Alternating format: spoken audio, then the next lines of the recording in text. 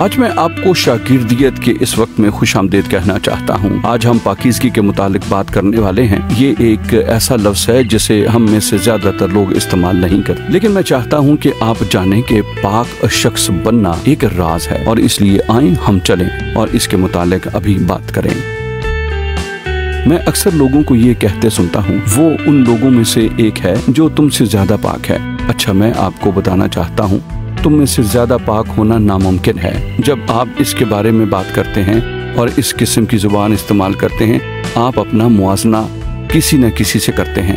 میں چاہتا ہوں کہ آپ جان لیں کہ حقیقی پاکیزگی کسی شخص یا کسی انسان میں نہیں پائی جاتی، صرف یسوع مسیح کی ذات میں ہے۔ وہ پاکیزگی کا مظہر اور منبع ہے، اور جب ہم پاکیزگی کا تعاقب کرتے ہیں، ویسے ہی پاکیزگی کا راز عاجزی میں ہے، اور اس لیے آپ کسی سے زیادہ پاک نہیں ہو سکتے۔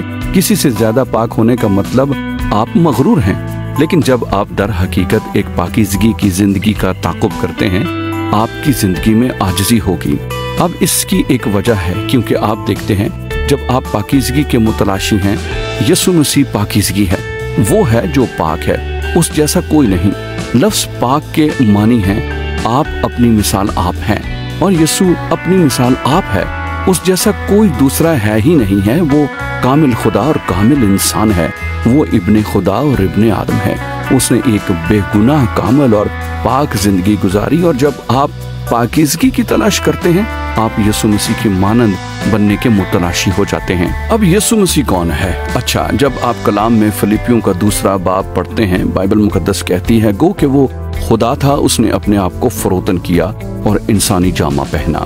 وہ انسان بن گیا اور صلیب پر ہوا۔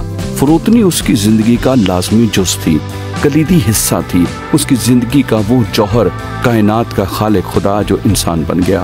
اور کیسی فروتنی ہے؟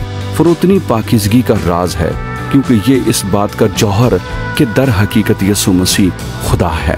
لیکن ایک اور وجہ ہے کہ فروتنی زندگی کی پاکیزگی کے لیے کس قدر اہم ہے۔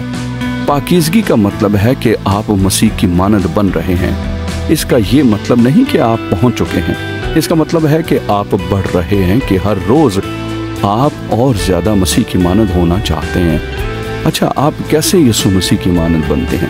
بائبل مقدس کہتی ہے کہ خدا مغروروں کا مقابلہ کرتا ہے، لیکن وہ فروتنوں کو توفیق بخشتا ہے۔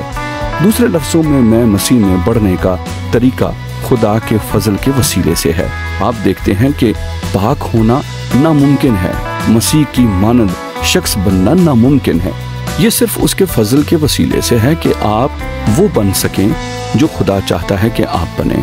میرا ایک دوست ہے جو کبھی ویرانے میں چلا گیا اور 40 دن دعا اور روزے میں رہا اور خدا کی تلاش میں وقت گزارا، اور اس کے باہر آنے جانے کے بعد میں نے اس سے پوچھا کہ خدا نے تمہیں کیا دکھایا؟ اور اس نے مجھ سے کہا کہ خدا نے مجھ پر ایک چیز ظاہر کی۔ میں کسی کو کچھ کرتے دیکھتا اور کہتا، اوہ میں کبھی ایسا نہ کرتا، اور خدا نے کہا تم آئندہ یہ نہیں کہہ سکتے۔ صرف ایک ہی چیز ہے جو تم کہہ سکتے ہو، کہ خدا کے فضل کے وسیلے سے میں ایسا کبھی نہ کروں گا۔ یہ خدا کے فضل سے ہی ہے جو کچھ میں آج ہوں۔ سنیے، اگر یہ مجھ پر اور میرے بدن پر چھوڑا جاتا، میں منہ کے بل گرتا۔ مجھے خدا کی ضرورت ہے۔ یہ خدا کا فضل ہے جو مجھے وہ بننے دیتا ہے جو خدا چاہتا ہے کہ میں بنوں۔ یہ خدا کا فضل ہے جو مجھے مسیح کی شبیہ میں ڈھالتا جاتا ہے، اور لہٰذا میں آپ کے تمام تر حاصل حصول میں فروتنی حاصل کرنے کے لیے آپ کی حوصلہ افزائی کرنا چاہتا ہوں، کیونکہ فروتن دل پر فضل ہوتا ہے۔